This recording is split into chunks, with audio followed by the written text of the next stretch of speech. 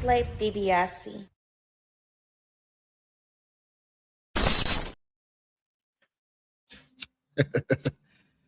All right, okay, so on and so forth.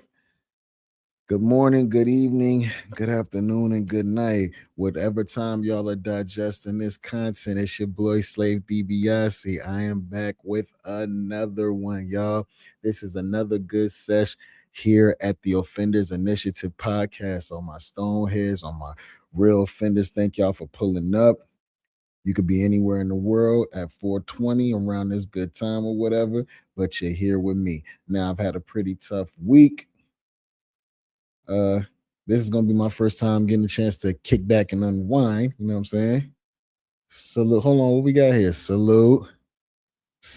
Jamie Lanier. Salute Jamie Lanier, y'all. She just had a channel hack not too long ago, and she was blessed enough to go ahead and get that situation rectified, and she got her channel back. So salute everybody. Don't hesitate to like, comment, and subscribe and follow to her for all your IRL content, you know what I'm saying, your gig work, and just all sorts of bubbly positiveness that she got going on. So salute to her. Now, today I actually got a new pack in. I got some shit in this blunt right now. Like as in I got some flavors in here. So hold on, I'm gonna tell y'all. So with this blunt, right? Like I go sprinkles, I go red blast, Italian ice, key lime pie, Coco Chanel, animal cookies, Yahemi, shark lotto. I have all that in this one blunt right here. And still smoking, but we smoking good over here. And of course, it's rolled in a camo leaf. I went naked with it. You know what I'm saying? These are way better than tobacco and all of that. I'm not into that. But yeah, this is good. Don't forget to like, comment, and subscribe. Tell me what you're smoking on in the comments, man. And we're going to get started here. Yo, y'all see the caption, right? The Copenhagen Test breakdown. Wonder Man, was it fire or trash? The Night of the Seven Kingdoms, episode 2, and some MCU news. We're going to get into all of that. But first, without further ado, don't forget to like, comment, and subscribe, share, and like, and let's get into this. Hold up. The Copenhagen Test breakdown.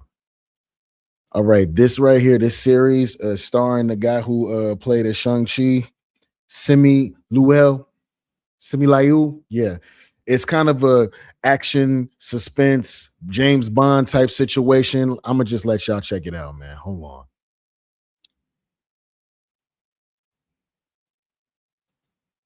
Targeted by multiple factors. We break down the Copenhagen Test, explaining its meaning, core idea, and the deeper implications behind it. Whether it's a psychological concept, narrative device, or thought experiment, this analysis explores what the test represents and why it matters. The first episode of the Copenhagen Test begins with American soldiers on a rescue mission in Belarus, where Soldier Hale is forced to abandon a hostage, an American woman, to save a Belarusian boy, highlighting a difficult ethical choice. Back in Washington, a secret intelligence monitoring team called the Orphanage is established, comprising an upstairs mission control and a downstairs analyst team, with only a few individuals aware of its existence.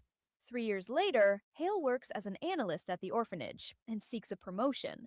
But his interview is complicated by a past panic attack and his first-generation American Asian heritage. Oh yeah, they weren't scared at all to lean into the fact that he's Asian and he's trying to get up in the boss's front room. They leaned all the way into that. Which a colleague suggests might hinder his advancement. Hale experiences unexplained migraines and growing paranoia, noticing his ex-fiancée and friends acting strangely, and later learns that the Tachyon program is being shut down due to a compromised intel chain and a potential mole within the orphanage. As Hale is identified as All right. A potential mole within the orphanage. The orphanage is this secret group or whatever of people who handle shit that needs to be handled without having our fingerprints on it. Y'all know what I mean? But they think that there's a mole in there. That's the key. Remember that. the only analyst who handled all 3 compromised cases in North Korea, he requests a device check, which reveals he is being watched and potentially under investigation, triggering memories of the Belarus mission and another panic attack. Hale discovers he was part of a failed biohacking project, with his eyes and ears turned into spyware, and is interrogated by Marlowe, who reveals he has a Wi-Fi signal streaming from his head, making him an unwitting mole for the enemy. Presented with a choice by Moira to either let the hack remain open under her control or escape and abandon his career, Hale chooses to leave the hack open. Okay. We heard what Hale chose. Now just stop and imagine this with me. You have had your eyes and your ears hacked. The enemy can see and hear everything that you hear through your own eyes and ears. Initially, they've hacked your brain. What would y'all do? What would y'all do if you found out that your actual brain was hacked? Somebody could see what you see. All your privacy gone. Man, this was crazy. This was crazy. First episode, because they told my man he committed treason. Imagine being in one of them little rooms and somebody tell you a whole traitor to your country. You're going to be like, man, what the hell?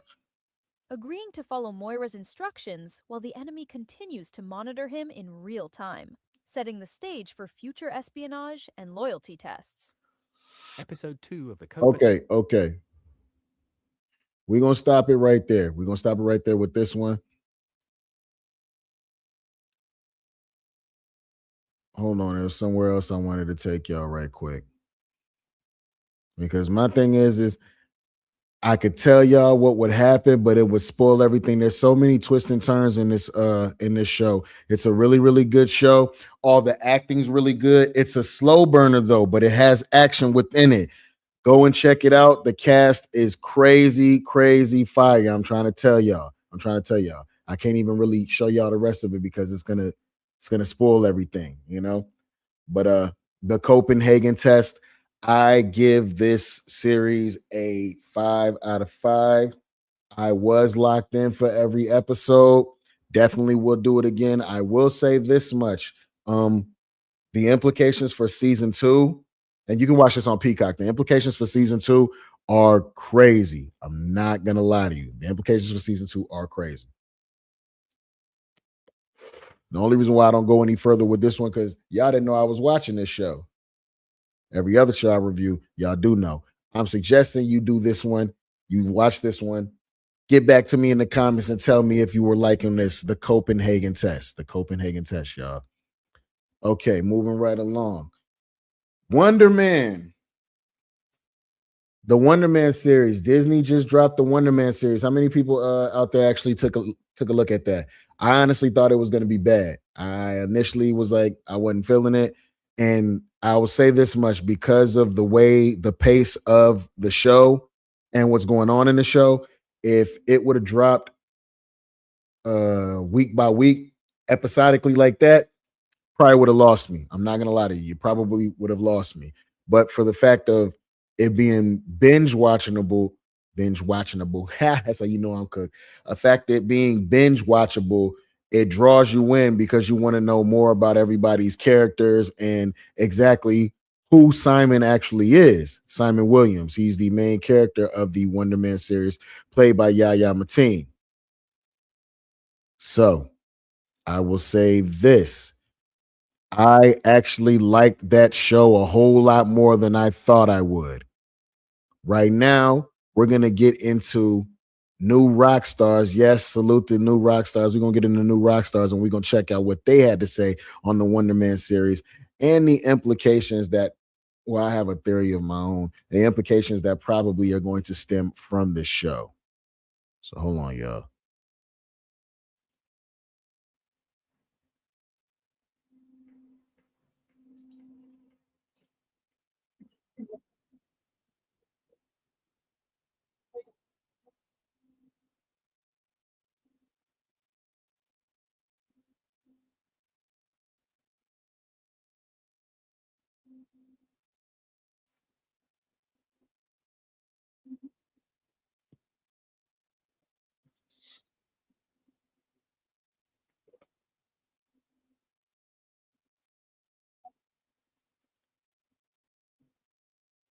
top selling items, grab a hoodie, a tee, a hat, one of your favorite things from your favorite shows. Go be a rock star out in the wild. We also have a Trevor Slattery shirt and we have a Doom shirt. Oh, don't you want to get some Trevor Slattery merch? After the show, maybe you don't. All right, Check out man. I still love him. We all know that he's not really supposed to be a terrorist. Get Trevor Slattery merch, get Doom merch. You're gonna love it. All right, now let's get into it. Just as a warning, this video will spoil the entirety of Wonder Man if you haven't finished it yet. You have been warned. The full breakdown of the series will be released on Wednesday on our channel. For those who want a rundown of exactly what Simon Williams is, who he is, all the things about the comics, what we know already, I recommend watching Eric's video, which is already out on the channel. I'll cover a bit of it here, but it's more dense over there. We open the final episode with California by Phantom Planet, and let me tell you, nothing gets me more gassed up than this stupid song. After I love Jessica Clemens, y'all. Following the reveal of Trevor being an informant for the DODC, Cleary, who we saw in Spider-Man and Ms. Marvel, takes Trevor down in this collateral damage, seen as though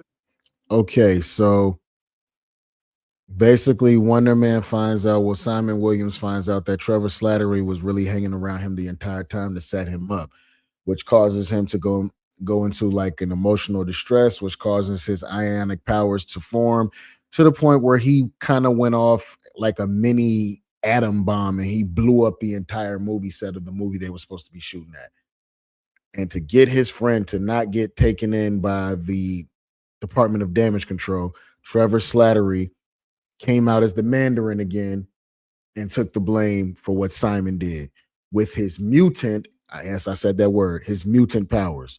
Trevor and Cleary had a deal, no prison time for Simon Williams. Throughout the finale, before coming to the conclusion Simon must break Trevor out of the DODC, he's constantly reminded by his old memories of his father, or even by getting the original Wonder Man glasses, that he's always been human, and he's worked hard to get to this point, but he must accept both sides of himself to really fully get it. He has to be the heroic Wonder Man and the real Simon Williams. Ultimately, he learns to take responsibility for both good and bad in his actions, and if this isn't human, I don't know what is. Now, in this new role, he focuses on Chuck Eastman's life. What I think is particularly very cute and interesting here is that he took the notes that Trevor gave him for Kathy Friedman's interview. He listens to people now. He asks questions about their lives. After successfully... When you watch this show, right,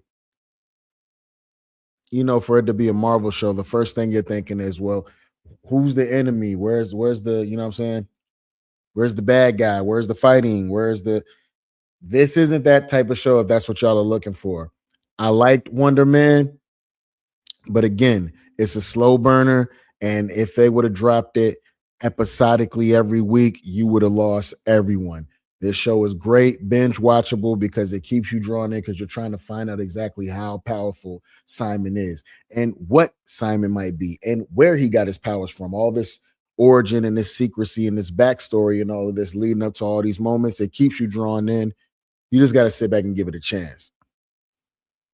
Sneaking into the DODC, it's revealed that the DODC forensics team found out that this wasn't a normal explosion. It didn't match any known chemical signatures, and that all the objects at the scene were attached at a molecular level. So that means the building, the props, everything there, you name it, for a moment was completely linked together, kind of like glue. So this has become an energy manipulation that could potentially reach an atomic scale. And once that's revealed, Simon reaches Trevor and they use his powers. His eyes light up and he blasts away with Trevor to God only knows where, into the sky. So let's really get... He can fly. Just the brother can fly. Black Superman in the MCU. I don't care what y'all say. get into it. Let's talk about his powers and what they mean in the MCU. In his origin story, we mostly see him flying out of the building perfectly. Everything else is still a bit of stumbling and unpolished when it comes to his powers. The series is presented under the Marvel Spotlight umbrella, which essentially means it focuses on ground level, character-driven origin stories without the broader ripples of the MCU. So far, only Echo and Wonder Man have been part of this line. And as a result of that, many of Wonder Man's biggest powers, I presume, will likely be showcased more. Next Marvel Spotlight we're going to get will probably be the Punisher.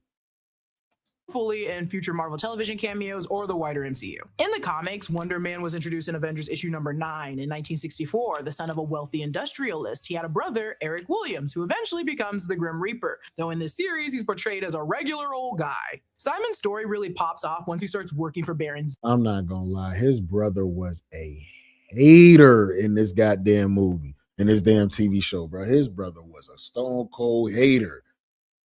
Like, it be your own people, man, I swear. Zemo, who puts Simon through an experiment that gives him ionic energy. He's extremely strong with indestructible skin. He's got all the works. His powers evolve over the years. He no longer uses a jetpack. He's able to just fly now. He gains the ability to change his size or appearance, and briefly the ability to empower others. We get into a lot of who Simon Williams is with Eric's Wonder Man homework video, which again, I cannot recommend enough because Wonder Man has such a roller coaster of an origin story in the comics that eventually leads us to like a brainwaved version of Vision and Wanda falling in love with Vision Wonder Man. There's a lot to it. But as for powers, Cleary is with him showing up. Could we possibly see the return of the Scarlet Witch? And could this lead directly into Vision Quest? Could we see a cameo from Wonder Man on Vision Quest? right. He is ultimately very dangerous, and he's strong enough to take on the Hulk and Sentry and Thor in the comics. Other big energy manipulators in the MCU are people like Wanda. This isn't like Franklin Richards because that baby can manipulate reality. Energy people still need reality. Reality manipulators could basically do whatever the hell they want. We don't learn exactly when Simon's powers began, but it's clear that he had them through adolescence. At the beginning of episode 3, we learn that he was in the room where the fire started as a teen. Eric thinks he did it on purpose, yet it's suggested he may have unconsciously just triggered his kitchen caught on fire as a teen, as in powers that manifest when you hit puberty. Yeah, X gene. Let's go. Another mutant in the MCU. Let's go. His powers and blown up the stove, causing a fire. Yet a doctor observes that there's no smoke inhalation in his lungs, and the areas of his shirt that are scorched by the fire show no injuries. Later in the episode, Simon tells Trevor that his family was the only one who had seen this side of him capable of crushing the kitchen island. That incident with the stove as a teenager could have been his first manifestation of his powers, potentially during puberty, a common time for powers to emerge in mutants. Such powers often appear in dangerous or uncontrollable ways, like Cyclops, who had to keep his eyes closed, or just look at everything Rogue had to do at the beginning. In the comics, Simon's powers are given to him by Zemo. Great, but in the MCU, it's kind of unclear. Maybe it's Maybelline. Maybe he's a mutant. In episode 3, we see photos of Simon that aren't sad. So he wasn't sad all the time, maybe just through puberty. And maybe through that puberty, he realized his emotions were tied to or at least strongly affected by his powers. He may have had to learn to suppress them naturally or hide them behind something else, like acting. I'm only offering this as a theory because, as we know, we're moving into the mutant saga within the MCU, and it seems like the DODC is already looking for superpowered individuals to target. As Eric mentions in his Wonder Man video, could the MCU be setting up the DODC to become the government agency responsible for hunting mutants in the future mutant saga? So that brings us to the DODC of this all. We're under the impression, although Simon is a danger to those around him, y'all hear that? These are the people, that department are the people who are going to be locking up mutants in the future after the Secret Wars. When they start the mutant saga, these will be the people that will be trying to imprison known mutants. It's going to be fun because we're going to see the guy, the agent that was on this show. We're going to see him again. And we're going to see Simon Williams again as well. DODC is meant to protect their country from supernatural threats, which, yeah, sure, they're not the greatest at doing it in the MCU. They had a woman racially profiling people in Ms. Marvel, but she's gone now. I digress. A deeper motivation is revealed in episode 3 when the deputy secretary explains that the DODC prison is half empty and the Congressional Budget Office is pressuring them. We have everything we need to do it. That is the prison where they're going to try and lock mutants and all sorts of supernatural people that are seen dangerous to the DODC. That right there. And we still don't have a location for it either, by the way. Essential job for our nation. There's just one problem. Do you know what the problem is? Our prison is half empty. Half empty. To avoid budget cuts, they need to justify the facility's existence by filling it, or else they might be saying bye-bye to this extremely expensive prison. Keep in mind, the last time we were at the DODC, Jen successfully pulled out Abomination. She also successfully got out of the DODC prison. They also lost the clandestines and Miss Marvel, and the DODC received a lot of backlash over the incident at the very end. So I ask again, how else are you going to keep people looking busy, lock them up, and do it justifiably? You need a cause, you need a fear, you need mutants. Alas, again, this is just a theory how the DODC could further business within the MCU. Come on now. By the end, we see Cleary describing how dangerous Simon is, but also how valuable of an asset he could be. If he's capable of harnessing ionic energy, then Simon Williams is an extraordinary threat.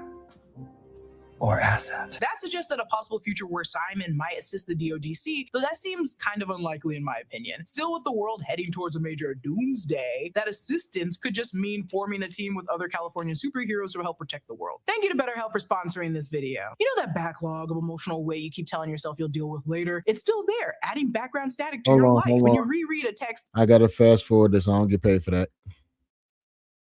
DC and Simon and Trevor as still very hostile, at least until the DODC finds a reason to use Simon again. Trevor, on the other hand, is still, to the public, a terrorist who blew up the Wonder Man set and sent his confession tape to all the news outlets with a symbol of the 10 rings all up in that video. That explosion on the set of Hollywood's latest... With the symbol of the 10 rings all in the video. Hold up. That explosion on the set of Hollywood's... Symbol of the 10 rings all up in that... Nah. So y'all know that this is going to tie back to Shang-Chi and his sister who's taking over the 10 rings. Oh, Trevor Slattery might end up dead in the next couple of movies if we see him. I'm not sure. That video. That explosion on the set of Hollywood's latest brainwashing superhero opiate, Wonder Man. I did that. As a reminder, Trevor Slattery first appeared in the MCU in Iron Man 3 as an actor hired by Killian to pose as the fake Mandarin and terrorize the public. Tony Stark ultimately put an end to Killian's operation, killing him in the process. We later then see Trevor in the Marvel one-shot All Hail the King, where he was in prison alongside Justin Hammer. There he was kidnapped by someone posing as a journalist who was secretly working for the real 10 Rings organization. Right. Trevor next returned in Shang-Chi in The Legend of the 10 Rings, where he was being held by Wen Wu, but he also had become best friends with Morris, the faceless creature that kind of looks like a butt. Serving largely as the comic relief, Trevor doesn't necessarily help the group reach Talo, but he does survive the final battle and chooses to stay there afterwards. But seeing him now in the present day, assuming his role as the Mandarin again, this would probably raise alarms for Shang-Chi and his sister, who is currently the new leader of the 10 Rings organization. Seeing as he's using the 10 Ring symbol again, all up in that video. So for Shang-Chi, Wonder Man, where does this kind of connect? Destin Daniel Cretton, who directed Shang-Chi and The Legend of the 10 Rings, also co-created Wonder Man with Andrew Guest. Keep in mind, this series was in development in 2022, while Shang-Chi was released in 2021. This is setting up the West Coast Avengers. They got the same director that did Shang-Chi, also did this show. This is definitely setting up the West Coast Avengers. Possibly another team that could show up in Avengers Doomsday and Secret Wars. I like it.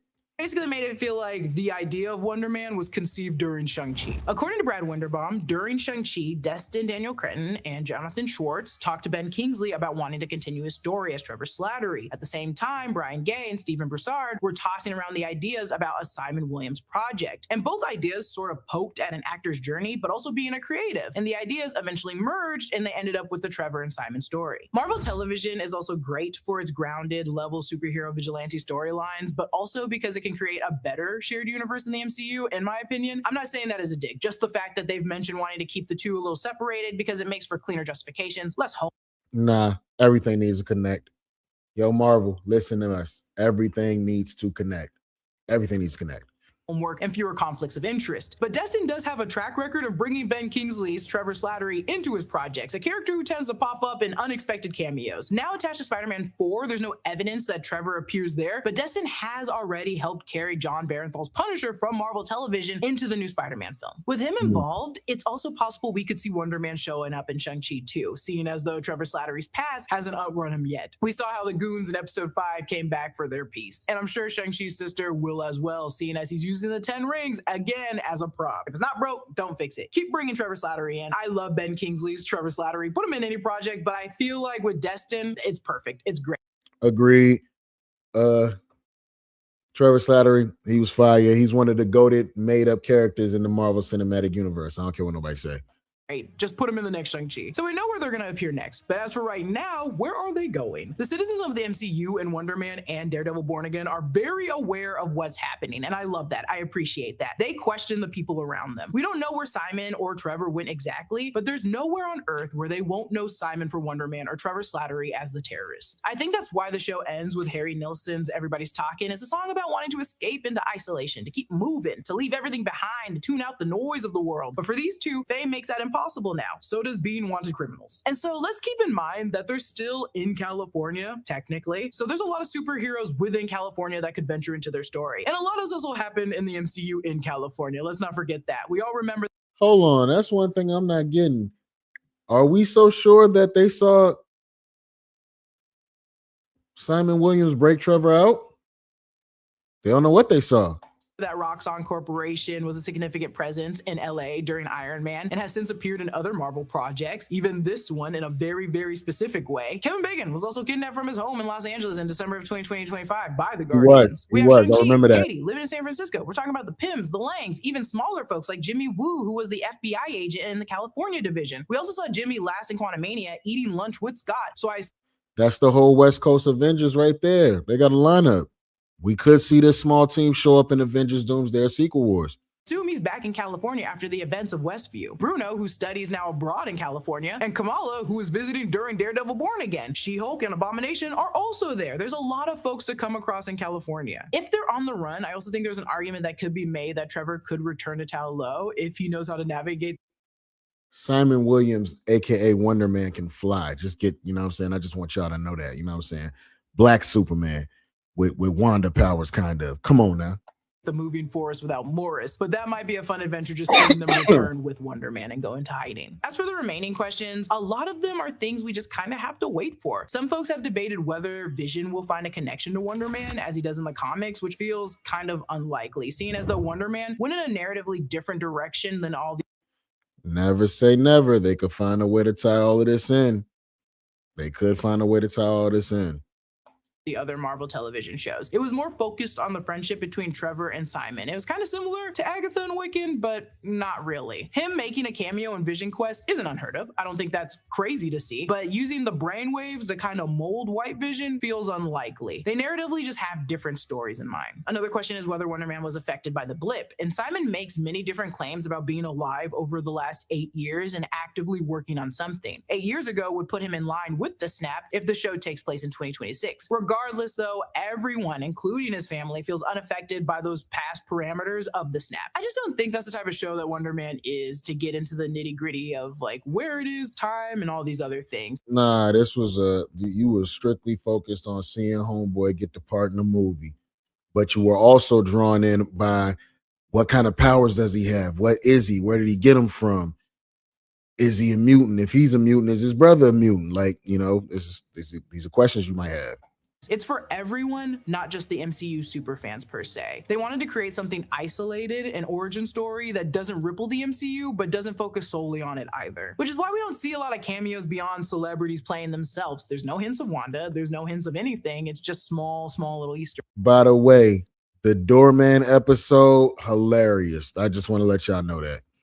Will we see Wonder Man in Doomsday? I think not. Since the series falls under the Marvel Spotlight banner, the focus has really been on telling a contained, character-driven story through Marvel television.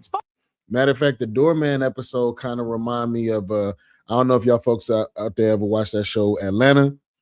When Atlanta take a break from the regular cast and then go tell a whole nother story about a whole nother group of people. That episode was kind of like that. And it was fire. Shout out to the Doorman episode. projects feel a little bit like testing the waters, if you will, giving newer characters room to develop while gauging audiences' responses before moving them into larger film storylines. With Marvel's shift toward being more selective and focusing on its bigger established players, large ensemble films like Doomsday already have a lot of moving parts creatively and logistically. It's not just about the cost, but also about the story balance and making sure each character has space to matter. Introducing Wonder Man into an Avengers level movie right now might be exciting, especially with Yaya. I love it. I love him, but it could. Hey, his costume was kind of fire too. I'm not gonna lie to y'all. That costume was kind of fire. Into an Avengers level movie right now might be exciting, especially with Yaya. I love it. I love him, but it could risk rushing the character before he's had time to fully breathe and grow with the audience. Letting him develop more first could make a future crossover appearance land even stronger and harder. I just want to see him get there. This could be the setup for another. Because honestly, I don't think you see the quality of these movies being made from the first Avengers to the last Avengers movies, right? They could have a team up of all the Marvel spotlight people in one show and then make that a big giant show, which would damn near be a movie. Overall, I really liked the show. On a second watch, I appreciated it even more. It's surprisingly very, very emotional, and as someone working in Hollywood, it hit a little too close to home, sometimes uncomfortably so, but that kind of reflection can be important sometimes. I'll always be rooting for Trevor Slattery. I will always root for Simon Williams. Their relationship growing beyond their craft into a genuine, unexpected bromance was not on my bingo card at all. It felt like a student-teacher dynamic, but not the usual like life or death MCU way that we've been getting. It was smaller. It was more personal. Now, I ain't gonna lie. I thought when Trevor wore that wire to his mama birthday party, I thought that was super duper wrong. But he made up for it because he threw the wire out. He already knew what he did was wrong. So he snapped the little cord. He threw it down the corridor, never to be heard from anybody again. But yeah, he got put in a tough position. But in the end, he turned out to be a true friend. It was fire. It was kind of fire. But this dude is like an atomic bomb. If he get mad enough, he could like put a hole in the earth, like on some Sokovia shit. Personal, more relatable, and at times very, very frustrating in a very human way. The performances were strong across the board, and this show actually made me want more Marvel stories that lean into character and emotion over pure spectacle. Did I always love Simon though? No, he got on my nerves more than once in this show, but watching the messy stop and go evolution of like adult friendship and flawed humans between them, it was just very compelling. Comment down below with your. Hey, if I was locked up and I took one for the team, you know what I'm saying? I would hope my mutant homeboy would come and break me out of jail. That was a breakdown of the Wonder Man series from New Rockstars. Please give them a like, comment, and subscribe, man. If y'all watched it out there, tell me how y'all felt about it. Tell me what was your favorite episode. We're going to move right along. How many of y'all watched that good old Game of Thrones? Episode 2, A Night of the Seven Kingdoms. Did anybody check that one out? It's a slow burner. I'm not going to lie to y'all, man. I'm going to give it about one more episode, and then I might be done with it. I just don't, it's not doing what it's supposed to do. It's not cooking. It's too slow of a burn, man. You know what I'm saying? You're not cooking grits around here. We need for some heads to be chopped off, man. Like, the only thing that y'all done is have my man shitting on the side of the road and then had the old man out there with his, hanging out. We don't want to see that, man. Y'all better give us something better, man. Come on, Game of Thrones. I'm going to give y'all about one more episode. For real, for real. I'm not even lying to you. We're going to react to Think's story on this one, y'all. Don't forget to give them a like, comment, and subscribe. Let's get into epic jousting, huge lances, and bratty teens you wish were wed to draw. Bullshit. You just saw that, right? Not cool. Not cool. Not cool, man. I hate it. This is what you're giving us instead of some actual action. And man, come on, man. Game of Thrones, y'all got one more episode for me, man. I ain't gonna lie to you. Joffrey. You're talking to a king. The latest episode of A Night of the Nothing like that has happened yet.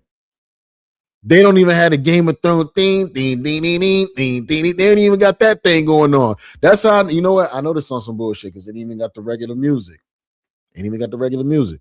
Seven Kingdoms has just dropped harder than a high tower in the jousting ring. I want revenge. If you're new to my videos, this is a deep dive into the episode, the book, and connections to Game of Thrones and House of the Dragon. There will be no book spoilers beyond this episode, however, we will be using clues from the show to theorize certain key plot points. And one final note, I write, edit, and produce these videos all by myself, and it would mean the world to me if you like, commented, and subscribed to help with the YouTube algorithm. Now let's get into it. And wouldn't you know, my mom walked in as soon as this scene was playing. This is Sir Arland of Pennytree. However, I'm convinced he's related. So y'all want to give us this nut-ass freak shit instead of actually giving us regular Game of Thrones shit. I mean, like, y'all, you know what? They be towing that motherfucking line, ain't it? They be towing that line, ain't it? They'll be like, oh, okay. So that was freaky, right? All right, the next Game of Thrones, we gonna show y'all something freakier. Oh, okay, nobody said nothing yet? Okay, the next show, we gonna show y'all something freakier. Man, nah, man, we don't want to see that freak shit, man. Come on, bro. Y'all trying to base the show off that shit now. And it's too slow of a burner for you to be putting that weird shit in there. To Hodor. Well, that's a big man. In the book, Sir Arland's death is attributed to rains that soaked him to the bone. However, the show implies something a little more grievous, this long gash along his wrist that may have led to infection. We'll see Arland and Dunk eat hard salt beef under the limited protection of an elm tree. Not only is hard salt beef the title of the episode, but an item in the novel Dunk offers Egg after a hard day's work. The elm tree is emblematic of Dunk himself, strong, sturdy, and resolute. Last episode, he told Egg that he has no need of a pavilion. An elm tree is all the protection a true knight needs. He only said that because he's a hedge knight. If he was used to being in the castle, he would be that. Because other than that, you just a bum with a shield. It's not cool. It's so important to him that he has Tansel painted as part of his new sigil. This idea of what makes a true knight is passed on through the legacy of Sir Arland. Although Arland had his vices of drink and women, Dunk says he was a good man who lived a humble life, benefiting those around him. It's kind of funny that as he says this, he watches as his master pays a man for the whore he had last night. What makes a... Hey. He paid for it. Stay out that man business. Sir Duncan the Tall. Shit. Sir Duncan the motherfucking nosy. Stay out that man business. True knight will be a common theme throughout A Knight of the Seven Kingdoms, and Sir Arland, although not famous or rich by any means, will become the mold by which Dunk shapes what a true knight should be. By looking at Sir Arland's body, we can see the multiple scars from battles past. Dunk says Arland was a veteran of 100 wars, but enemy to none. We actually saw a brief flashback of Arland when he fought alongside Sir Manfred Dondarrion's father in his fight against the Vulture King. And even though Arland had all these hardships, he never complained. In fact, he seems rather jolly, singing a tune picked directly from the book. Up till last fit to see if they're made a whole. He was doing all this singing while bleeding out on the side. Nah, bruh. This is kind of funny considering later in the episode we'll see this fair maid, Gwyn Ashford, for which the tournament was created to celebrate her 13th name day, and she's anything but fair. You're making stupid. That was an overreaction. I don't like the way he breaking this down. It's too slow for you, boy. Hold up. We're gonna do something a little better. Hold up.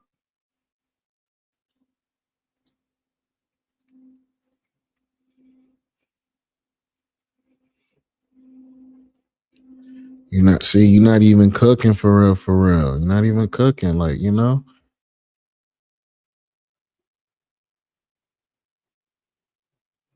That's better.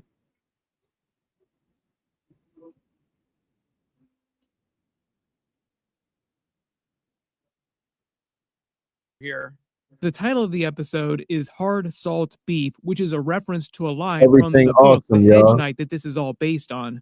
During the actual episode, a couple times you see Dunk eating hard salt beef, first in the flashbacks with Sir Arland getting ready to sleep under the tree in the rain, and then at the end of the episode at their campsite when he's wondering if the life of a hedge knight is a good life, sleeping beside the side of the road as he then literally eats a piece of hard salt beef. The line hard salt beef is spoken by Prince Maekar, who we see arrive at the tournament along with the procession of the Targaryen family. We'll talk about them in a second. Maekar is having a conversation with Dunk after the trial of 7, so like after the big WTF event has gone down. He says to Dunk, "Did the trial addle your wits, man? Aegon..." We haven't gotten there yet. So they're trying to slow cook all the way to this. I don't know, y'all. I'm telling y'all, I'm gonna give it about one more episode, and then I'm kind of cool on it. Aegon is a prince of the realm, the blood of the dragon. Princes are not made for sleeping in ditches and eating hard salt beef. He saw Dunk hesitate. "What is it you're afraid to tell me? Say what you will, sir." Dunk then replies to him, "Daron never slept in a ditch, I'll wager." Daron the drunken, who we saw in episode 1 with the dragon dream. "In all the beef that Arion ever ate was thick and rare and bloody, like is not." What is the talk about this beef shit? Pause. Hold up. Y'all starting to make me not even want to review this shit no more, man. Maekar, who does have the traditional silver Targaryen hair, which makes him look quite a bit older. Also, the fact that he's so grumpy during the episode. He's got 4 sons, but not all of the sons are here. And some of the sons who are already married have some of their wives here at the tournament as well, too. So it is a big contingent from the Targaryen family in general. Maekar's sons are Daron the Drunken, who we did see in episode 1 at the end, the one that has dragon dreams and told Dunk about his future. Why in every Game of Thrones there's somebody drunk ass son who can't stay out of fucking trouble? That's literally every show. Without Dunk really realizing it. Arion Targaryen, who Dunk also runs afoul of. His next son is a big Easter egg because it's Maester Aemon from the original Game of Thrones show. That's right. That's how old Maester Aemon is during that Game of Thrones show. He just continues living up at the wall. Okay. My father was Micah. My brother Egan reigned after him. The reason why Aemon isn't here at the tournament is because he's off studying to be a maester at the Citadel. Maybe we'll see him in a future season eventually. There was a really big Easter egg for Night of the Seven Kingdoms during the original show too, because not only does he talk about his family, he also talks about his younger brother Egg on his deathbed. The Egg that he spoke of is the Egg that we see during this series, who is squired to Dunk. Baelor is called Baelor Breakspear because he defeated Daemon. Okay, so basically they're releasing these different series like the same way that Welcome to Derry is going to release their series. They're going to go back. They're going to keep going back and back and back and back in time and telling all these stories leading up to the original Game of Thrones. So that means we got a spinoff coming from somewhere. And Blackfyre the First from the Blackfyre Rebellion. He started the Blackfyre Rebellion back when Baelor was 17 years old, breaking his lance during a jousting match at his aunt Daenerys Targaryen's wedding. Obviously, it sounds familiar because Daenerys Targaryen from the original series. Many people in the Targaryen family reused names of all the more famous Targaryens. So it's just like naming someone after the most popular people in your family. This is also why there are so many Aegons that pop up over the timeline. The actual episode starts with another not safe for work scene on brand for the dumper at the beginning of episode 1, where you get the full Monty of Sir Arlen, and it's another flashback that they use for comedy, ironically, with Dunk talking him up in present day to all the different lords of the great houses, trying to get them to vouch for him and remember Sir Arlen, while he's basically hyping him up to these crazy standards, which they revealed the truth of in the flashbacks, that Sir Arlen was just as fallible as any other regular knight, which Dunk... Meaning he wasn't shit. He was a regular knight that.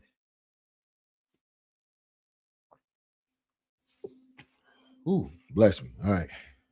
He was just saying that maybe all those stories that your master told you aren't all real. So now Dunk got to stop living off the legend of his knight there and actually forge one of his own. I like that part, but nah, it's still a slow burn. I ain't liking that.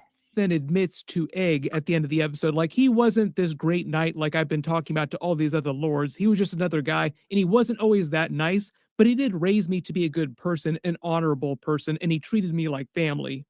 When he looks at the different bands around his wound, they're both practical to help actually close the wound because he wants the wound to heal, but also the strands are reminders of his previous battles in fights because he was in a ton of battles across his lifetime and he was wounded often during tournaments. We get another simplified title this time like we did in episode 1, no special intro like House of the Dragon or the original Game of Thrones series, and this is meant to be somewhere in the reach as they're departing down the road, heading to what seems like Ashford, the tourney at Ashford, and this is meant to be just before his actual death. Throughout the flashbacks, too, you also see him slowly losing steam, like you can actually see his body begin to give up. That's what I'm saying. Like he got stabbed in the side, he bleeding out over there, he got that big giant gash under there. Like I thought a couple of times while he was riding that horse, he was just gonna fall off of it. And he's singing the same song throughout all the different flashbacks through different parts of their journey. It's just a song about being horny. Tries to get Dunk to sing with him. Then you see them sleeping beside the road under the tree in the cold rain as they eat the hard salt beef, playing into the whole theme of the episode, the title of the episode. They get some training. Notice that Dunk is using the Warhammer, which feels like a Robert Baratheon Warhammer comp. Robert used a Warhammer, and this episode has a lot of those House Baratheon rebellion references, especially with Lionel Baratheon. Much later in the timeline, like long after the events of the actual series, he has his own minor rebellion with the crown over a broken engagement that was Jenny of Oldstones, the famous Jenny of Oldstones that's referenced during the... Now they're going way into the future and all that. See that shit?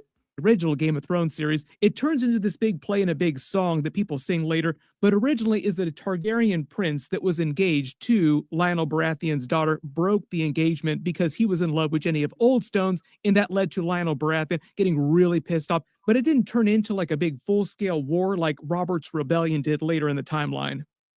Will you heed my call? But there are a couple Robert's rebellion comps later in the episode. He had my man come play tug of war with him.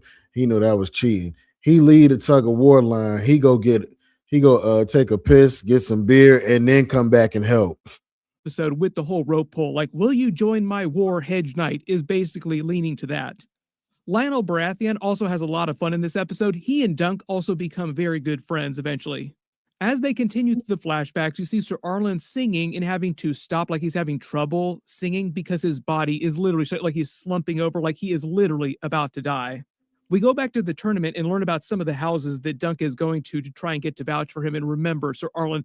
First it's House Florent, then House Hayford. When he says Sir Arlen fought side by side with their brothers at Redgrass, that's a big Blackfire Rebellion Easter egg. We get a couple of them in this episode, but this one is for the Battle of Redgrass Field. And his squire at the time was his nephew, Sir Arlen Squire, who died at that battle, because a lot of people died at that battle.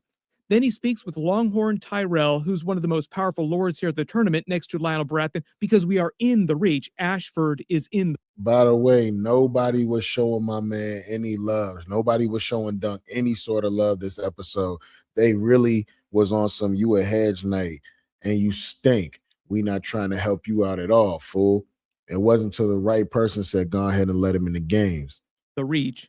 And all them turn him away. Yep. Egg calling Sir Arlen a shit knight also feels like a callback to Dunk taking a dump at the beginning of episode 1 under the tree, too. Then notice that the Targaryens ride in and they start heralding them. Egg. See, that's what I mean. That's the highlights of this show, man. They better pick it up this weekend or I'm done with it. I'm not going to lie to you. Bails immediately, like, you know what, maybe I should take off right now just in case anybody recognizes me. When Dunk threatens him not to rob him, that's also a line from the book. There are many lines that are taken directly from the book in this episode, as there were in episode 1. It'll probably be like that for the entire series too. It's the most book accurate series that they've done so far, even more book accurate than the original early seasons of Game of Thrones. HBO even released a promo where they did this comp of putting the scene of them speaking the dialogue directly from the book with pages from the book. I don't think they've ever actually released a promo like this before because they've never been quite this book accurate before. It kind of feels... Oh, this is book accurate, so, okay. Yeah, spoiler. You know, we in spoiler country, Jack. Don't act like you don't know where you at. It's like they treat their arrival here the same way the announcer treated Robert Baratheon in his royal procession arriving at Winterfell during Game of Thrones Season 1, Episode 1. Calling out all of their very formal titles took a long time to actually read them all off. Notice that the announcer also had to remind himself to announce Maekar too, like he almost forgot about it. Like, oh yeah, you too, you're a prince. Okay, we'll name you too. The reason for this is currently the realm doesn't think that much of Maekar because he's so far down in the line of succession. Their eyes are mostly on Baelor, who everybody thinks will be a great king. Like, not everybody loves him, but most of the realm thinks that he's great, and he seems level-headed, which is rare for Targaryens. So basically, he's like the most important person in the realm next to the actual king. That's why everybody's so focused on him. They're not really paying too much attention to the other members of the royal family that much. Lord Ashford introduces her... Nah, my man right there, he was a whole asshole to to Sir Duncan, man. He wasn't showing that fool no love. His homeboy, his brother, was like, "Yeah, I'm gonna let you in the games, man. We ain't got to do all that." And I think he was being a hater the whole time. Much attention to the other members of the royal family that much. Lord Ashford introduces her daughter Gwyn to him. I believe the reason for the tournament itself, the tourney at Ashford, is her name day, just in celebration of that. In the books, this is actually funny, George R. Martin never gave her a name, his daughter, so I wouldn't be surprised if he helped them name her for the show. Like George will help them with extra little bits of material when they need little bits of lore to add in. That's kind of a long-running joke in A Song of Ice and Fire and all the other spin-off novels they've done, like Fire and Blood, as well as the Tales of Dunk and Egg, is that George R. Martin oftentimes won't always name all the lesser female characters. He'll just That's not funny. say girl or woman. Nah. Then because most Nah. He ain't just say that. Nah, that's wild, bruh. of the Targaryens have arrived. Dunk runs afoul of Aerion Targaryen at the stables. He's basically the antagonist for season 1. He's only a casual dick to him, like he's not that bad, but notice that Dunk does ultimately help with his horse after he kicks the actual stable boy. They use this as an opportunity for him to meet the Kingsguard too. Roland Craighall and Donald Duskendale. They're not the only members of the Kingsguard, but they're just 2 of the Kingsguard here. You also notice that they're wearing their traditional white armor from the books. In the books, Kingsguard usually wear white, but for some reason on the original Game of Thrones show, they made it gold, maybe because they felt like they couldn't pull the white off for some reason on a practical level. So it is really, really cool to see them finally do the actual white armor. It's not often he must look up to cast his eyes down. They make a joke about his height, and then he bonds with Donald over being a low-born person who was able to join the Kingsguard, but they then later also use this for another joke at Dunk's expense at the end of the episode, because yeah, I'm telling you, nobody shows Sir Duncan any love, bruh. I actually hope he do win these games so that he can, you know what I'm saying, be solidified, because they playing with his name for real.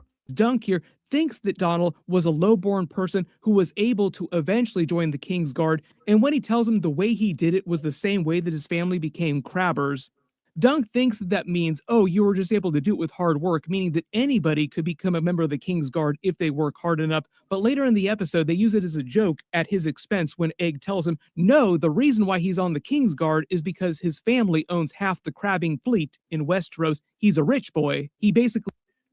Has he not picked up that Egg is probably some sort of royalty? He knows way too much. He earned his way through money. Dunk then tries to sneak into Lord Ashford's hall. Notice how he has to stoop over because he's so tall and the hallways are so small. They make a couple jokes about his height in the episode too. He hears Maekar and Baelor complaining about Maekar's missing sons. When he says they may have been delayed, he's talking about Daeron the Drunken, his oldest, who we saw at the inn previously during episode 1, and Aegon, his youngest son. And even though we did see Daeron alive, the reason why he's not here yet is because Daeron... They're drunk. Look at it. It's always somebody drunk ass son in one of these goddamn series, man, who can't get it together. He's supposed to be leading some shit, but he too busy being the fuck. Daeron woke up from being drunk and then went looking for Aegon. So the 2 of them are still missing off in the wind, as far as we know. Don't want to talk too much about that because there'll be a couple big reveals in next week's episode, probably. But the whole idea here is that Maekar is just pissed off because they can't find them. They both reference that their father, Daeron II, made... And all he is down the street at a whorehouse. They're talking about they can't find him. He's at a whorehouse. Them all come to the tournament. Baelor says that Daeron has done this before, Daeron the Drunken, Maekar's son, and Maekar should not have made him enter the tournament, which is the whole reason why Daeron and Aegon were here. Aegon was supposed to serve as Daeron's squire, and Daeron didn't really want to actually fight in the tournament. Baelor also says that Daeron has done this before a couple times. The reason why Daeron is probably so drunken all the time, why he's earned that name dubiously, is probably because he's trying to dull the dragon dreams. You can't turn off dragon dreams. Like, he has the same dragon dreams that Helena has, so he's... All of these is going through their bloodline. Everybody's passing down that dragon dream, that tale of fire and ice. It's a prophecy for real. Just like Helena, basically. He probably views them as nightmares, so they're probably slowly driving him crazy, which would explain why he tries to spend all of his time being drunk, so that it just dulls the pain. Dunk then speaks with Lord Ashford's daughter Gwyn, who references wars, princes being dead, like maybe the princes are missing because they're dead, but that's all misdirection. But then there's this weird vibe between them where it seems like she was coming on to him a little, but then gets mad at him when he doesn't seem into her, and she... Yeah, that was weird. That was weird. Like, you're a little girl. Get your ass on somewhere. Runs off, making fun of him. Like she did that because she was into him, but sensed that he was not into her. Baelor mentions Ares and Rhaegal, who are their other brothers, Daeron's other sons, who are both described in the books as being very meek compared to Baelor and Maegor. The two of them fought valiantly in the Blackfire Rebellion, Baelor and Maegor, so they're viewed more as warriors by comparison. Maegor catches Dunk, who pleads his case that no one remembers Sir Arlen, but Baelor does because he remembers everybody that he faced in tournaments, as well as his enemies too. Sir Arlen wasn't an enemy, but he did fight him in a tournament, and mentions facing him at Storm's End. The tournament was to celebrate the birth of Lord Baratheon's grandson. With the way he went out, it almost makes you feel like maybe Sir Arlen was a big ass liar, bro. I'm telling you, because everybody like, man, we don't know him. That's what all those other knights were saying at the games. Man, we don't know him. What are you talking about? Would have been Lionel Baratheon. Dunk also quotes another joke about him from the books, as thick as a castle wall. Dunk the Lunk, thick as a castle wall. They also use Baelor's example from his match with Sir Arlen that he didn't ransom back his horse and armor to him, because that's a big thing in Westeros. If you beat someone in a tournament, you can ransom back their armor and earn a bunch of money from them, and if they can't pay for it, you just get to keep it. So it makes losing at tournaments very expensive and winning actually very lucrative. But they use this as an example to show how Baelor was a good person. So Baelor, you know what I'm saying, he was the OG who went ahead and let Duncan get in the games. Is a good person, also because he remembers Sir Arlen unlike all the other lords. Basically the idea that there is a good Targaryen out there, and he just happens to be the most powerful person in the realm next to the actual king. Love that right after this, Dunk puts his foot in his mouth again, making Maekar hate him even more for even suggesting that his missing sons might be missing because they're dead. Maekar not liking Dunk. You don't know. See, that's one thing I told you. Watch what you're saying. Think about where you're saying it at, and think about who you're saying it to. I pray that your sons are not unalive. What? I pray that your sons are not dead. Why would you say that to that man? He don't even know you. Why would you even speak on? Crazy. Dunk will wind up biting him in the butt pretty soon. Right. He looked at him like, what? Baelor then reminds Dunk that he needs to get a new coat of arms because by law he can't use Sir Arlen's because he's not his natural-born son, which is a thing in Westeros. Goes to see another one of Tanzel's plays. This one is about Florian the Fool, who's another famous play from Westerosi history. He was a knight from the Age of Heroes who fell in love with a woman named Yonquil, who he spotted at a fair. And in the episode, they're using this as a metaphor for Dunk, the fool, falling in love with Tanzel, the knight who was also a fool. But the other cool Easter egg here in connection... Now she gonna get him messed up, man. He got to succeed now, man. You got to do that before you do that. Y'all know what I'm saying. To Dunk is that Florian's status as a knight was doubted because the whole tradition of knighthood didn't come to Westeros till after the Andal invasion, long after Florian would have been dead. So the idea is that he probably wasn't an actual knight. And during this series, there's a lot of doubt about Dunk actually being a knight. Right after this, Tanzel also quotes the line from the play back to him, all men are fools and knights when women are concerned. And the reason he pays her a coin is payment for her play, like you would pay to see a movie. Dunk then asked her. He asked her to paint him a new coat of arms. Now he coming into his own. Now he got to get his own colors and all of that. This is going to bring about his whole family, which is going to lead to Brienne of Tarth. To paint his new crest over the shield and gets Egg and her to actually help him figure it out. The elm tree that they just slept under next to their campsite, the falling star that they saw in episode 1, the colors of sunset because Sir Arlen loved sunsets, and boom, that's it. That is Dunk's crest. She explains her nickname, Tanzel Too Tall, when he says she's not too tall, she's just right for ... That's also a line from the book. It's just a joke about them slowly having chemistry together and her becoming his love interest. Nah, she's just right for what? He threw his little shot in there. I ain't mad at you. Nah, you just right for... Never mind.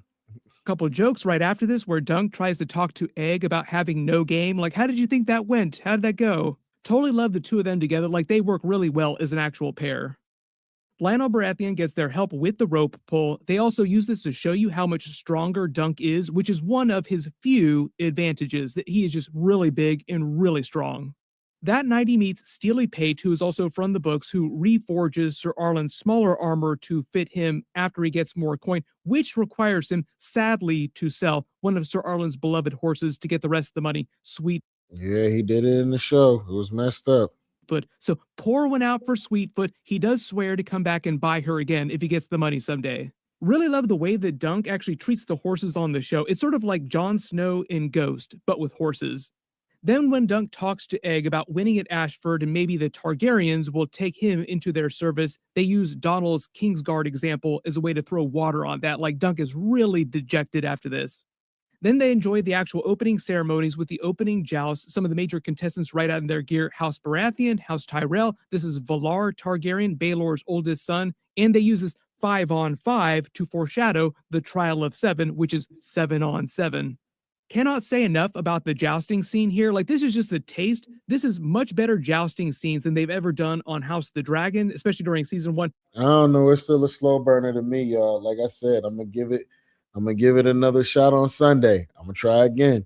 If it don't pick up in the right way, I think I'm off it.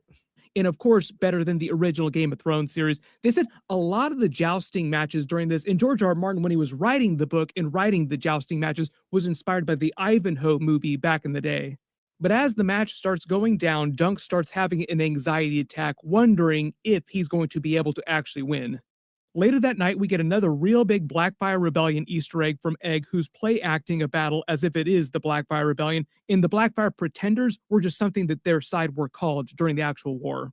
You have to remember the Blackfire Rebellion just went down recently in Westerosi history. It wasn't that long ago, which is why so many people are still talking about it now. Then they have the conversation about the life as a hedge knight, eating hard salt beef, sleeping by the side of the road, and Dunk basically stealing himself. Like, even though he admits to the truth of Sir Arlen, he wasn't great, he never won anything, but he did try to raise me right to be an honorable person, and I'm going to show everybody what I'm made of tomorrow, like what this all means. Basically, him resolving to do a good job and win tomorrow, as he eats a piece of hard salt beef, bookending the episode. Salute. What do y'all think, man? Did y'all like that? Y'all been keeping up with it? Y'all been keeping up with A Night in the Seven Kingdoms? Like I said, I'm gonna give it one more weekend, one more episode. If it don't pick up, I don't know what else to tell you. I ain't fucking with it. But let's see what else we got here. We got some MCU news. I need y'all to listen to what I'm saying. This is by way of Cosmic Wonder.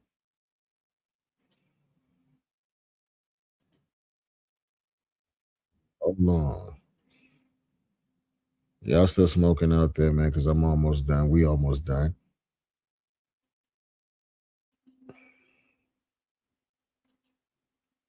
Avengers Doomsday leak that gives us a fresh new look at Doctor Doom, as well as pretty much the rest of the cast of Avengers Doomsday, at least the cast that Marvel has officially announced so far. And oh yeah, y'all need to take a look at this.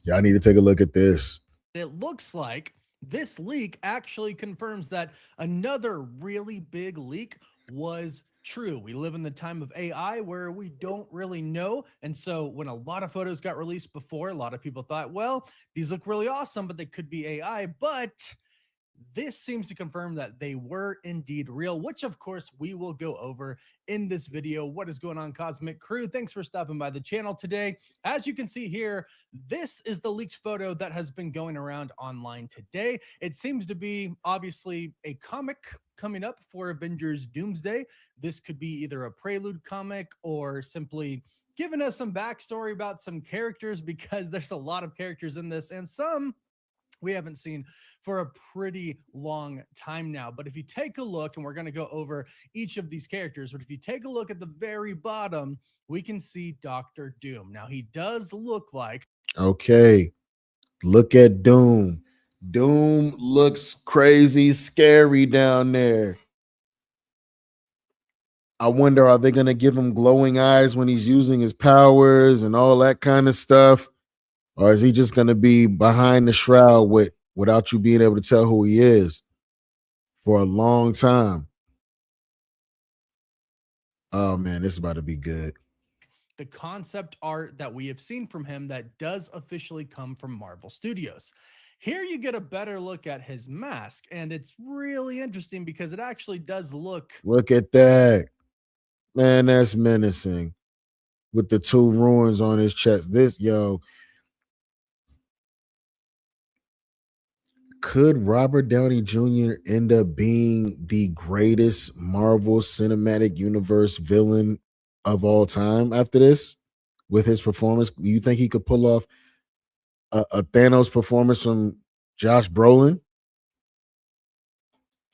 Like, almost like it's making a facial expression, right? It looks a little bit different than the one that we saw before, but the suit overall looks pretty much the same. And as you can see, he even has the emblems on his chest still. One on the left is the Captain Marvel star. The one on the right is Thor's hammer. His armor looks pretty much the same. We can see a little bit more detail on his arms, but that's pretty much just chain armor once again. It kind of looks medieval. And we have seen that the leaked concept art for Avengers Secret Wars, where it's pretty much in a medieval time. But this is for Doomsday, not Secret Wars yet. I do find it interesting that to his left immediately is Sue and Franklin. Mm-hmm. Because we've seen that concept art, like I said, and in Secret Wars where he sits on his throne. Not my man gonna rewrite the universe and just take your woman from you, Mr. Fantastic. You gonna let that slide? Take your woman and your child from you. They mine now. Give them here. Sue and Franklin are on his side. Now, Doctor Strange is on the other side, but he is not in this photo. In fact, it only seems like the people who are in this comic on the cover are the people who were announced in that chair event. I haven't spotted anybody else that hasn't been announced. For example, Steve Rogers, we know he's in the movie, but was not announced during that chair event. He's not in this. So I think it's literally just those people who were announced in the chair event.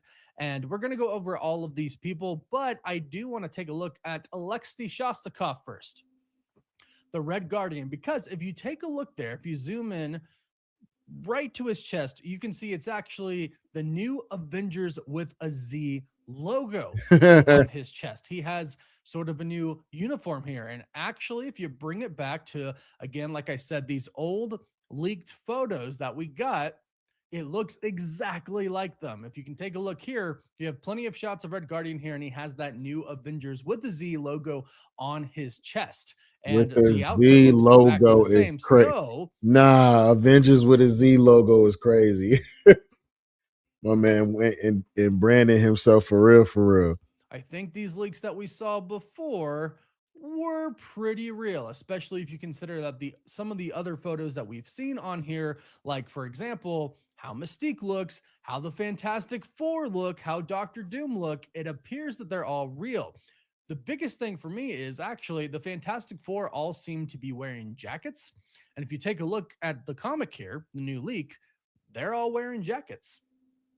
Except for the Thing, because he doesn't get one because he's the Thing, sadly. But Johnny's wearing a jacket, Sue's wearing a jacket, and Reed is wearing a jacket. And actually, what's really interesting about this is Reed's jacket is white. The others aren't white. The others are kind of this Yo, Mr. Fantastic gonna let you know who he Mr. Fantastic every time. Y'all jackets is blue, my jacket is white. I'm Michael, y'all motherfuckers Tito. Fantastic Four blue. And that's exactly as they show up here in these previous leaked photos. And it does seem like at this point in time, these are real, looking at them all now, because it just seems like, yeah, they're just getting shots of all the characters and their outfits. And I would normally say somehow they leaked, but I really think Marvel's leaking a lot of things on purpose here. I really do think Marvel's leaking things on purpose here. But as you can see, Johnny, his jacket is blue. And we did get if they're leaking things on purpose, it's because they're testing the waters to see the reactions of whether we like this stuff or not, so that they can have that cushion time enough to change it. Look at Cyclops here, which ended up being completely accurate when we got that X-Men trailer, and Mystique's outfit looks exactly the same here as well. So I think that this new leak confirms those leaks were real. And then of course that bag leak from one of the crew members from the set of Avengers Doomsday had how everybody looked on it as well. And they look just like this and just like those leaked concept art photos, or they're not even concept art photos. They're just photos that literally were taken on set of the costume. So this is really cool. We're getting a great look at characters. We're getting leaks confirmed to be real now. Let's go over who's in this. Now, from the top left, we're going to go from the top left to the right. We have Beast. It's kind of hard to make out, but I'm pretty sure that's M'Baku. Nightcrawler looks kind of not terrifying, but he looks like a little mischievous here. I do wonder. Nightcrawler has hair like Prince. Get out of here, man. The dynamic with some of the X-Men, like Mystique is a part of it. Are they all good? Are some bad? We've heard reports that Magneto actually does have his utopia. So perhaps all the mutants kind of get along together. And the fighting that we're going to see is really just between the X-Men and the Avengers and the Fantastic Four, and then Doctor Doom and his army. Because we're hearing more and more lately that he has a following. This time we're hearing from the Hot Mic podcast, Jeff Snyder, that he has a following of witches with him. And when I hear that, I think Scarlet Witch. A following of witches? That can't be nobody but the Scarlet Witch. A resurrected Scarlet Witch. A resurrected Agatha Harkness. Again, we haven't heard anything specific about her. I just really want her to return. If not in Doomsday, definitely in Secret Wars. But hearing that he has witch followers from Jeff, and Jeff mentioned a few things about Doomsday that have already come true, that we've already been confirmed true. So seems like he has a really great source. So Doom's going to have a following, which we expected, but some of them are going to be witches. And I just, fingers crossed, one is the Scarlet Witch. So Nightcrawler, John Walker, love him, the Thing. Maybe he has different variants of Wanda with him. That might be crazy. Alexei Shostakov, Red Guardian. There we have him. Gambit, who I'm just super excited to see him return. And I'm really happy for Channing Tatum too, because he just really wanted to play Gambit, and now it's just it's coming true for him. It's happening for him. It's happening for him. We like him as Gambit again. We're going to go down now from right to left. We have Namor, Ant-Man, Cyclops, who we've already seen on screen now. He looks epic. The Winter Soldier. This is Joaquin Torres, or our new Falcon. Thor. This is Sentry, Shuri, Ghost, Loki, Shang-Chi, Magneto. I'm going to come back to him just a bit. Loki, our current Captain America, Mr. Fantastic, Professor Xavier, wearing the exact same thing that he wore in the trailer for the Avengers Doomsday X-Men 1. And then, like we've seen before, Sue Storm, Franklin Richards, Dr. Doom, Yelena Belova. He really just took that man whole family, though. Nah, go back to that.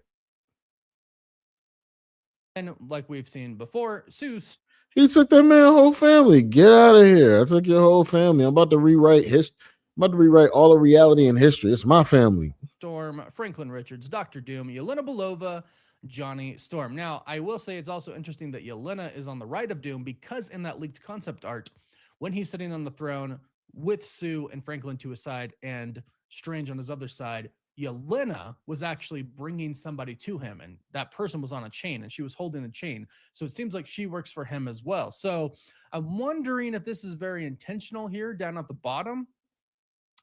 The people right next to him work for him in Avengers Secret Wars. We'll have to wait and see on that. But I mean, if that concept art ends up just happening in the movie, we already know that's what's going to happen. I want to go back to Magneto because I love this helmet.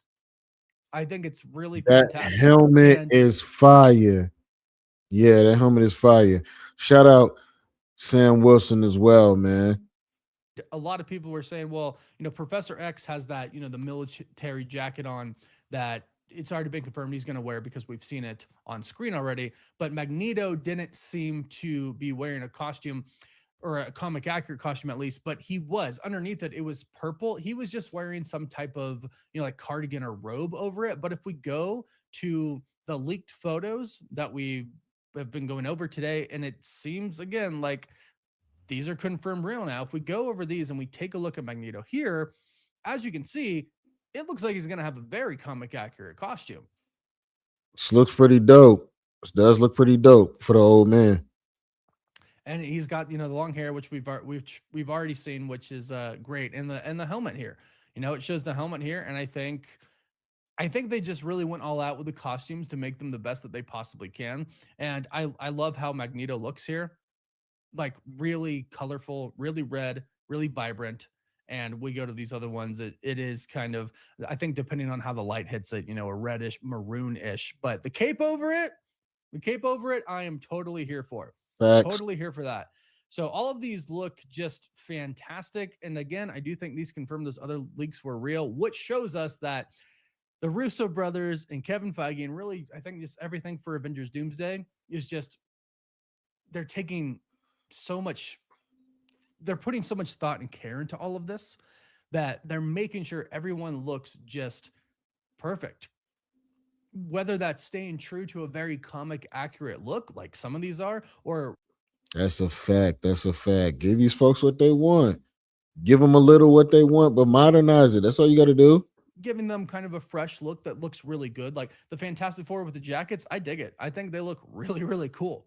Red Guardian with his new Avengers logo on it with the Z. And I do think it's kind of funny that Red Guardian is the only one who has one on, right? Because he was all about that. That's what we saw in the Thunderbolts post-credit scene.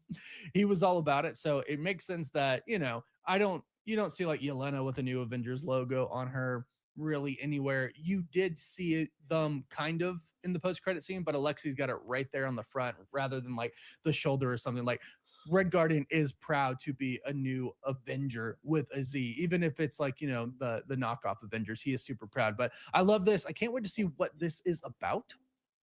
Can't wait to see what they're going to tell us in this comic. Go ahead and let me know your thoughts about what this could possibly be. Salute to Cosmic Wonder, man. Salute to Cosmic Wonder. That's all we got for today, folks. This was another good sesh, man. Salute to everybody that pulled up in the comments, man. Salute to everybody that pulled up, whether religiously or in passing. Thank y'all for joining me in the sesh. And tell me which was your favorite part today. You had the Copenhagen Test with the boy that plays Shang-Chi. You know what I'm saying? That's a mind twister. Go see that on Peacock. You know what I'm saying? You had the Wonder Man series. Was it fire? Was it trash? Fire. If you watch it all the way, not if it's dropped as an episode. The black man is the black Superman. You know what I'm saying? And A Night of the Seven Kingdoms. It's giving me a little trash vibes. And this MCU news, all it's got is giving me more and more reason to want to go see Avengers Doomsday coming this December. Y'all be easy, man. Good sesh. See y'all a little bit later. The Offenders Initiative Podcast, your boy Slave DiBiase. I'm out.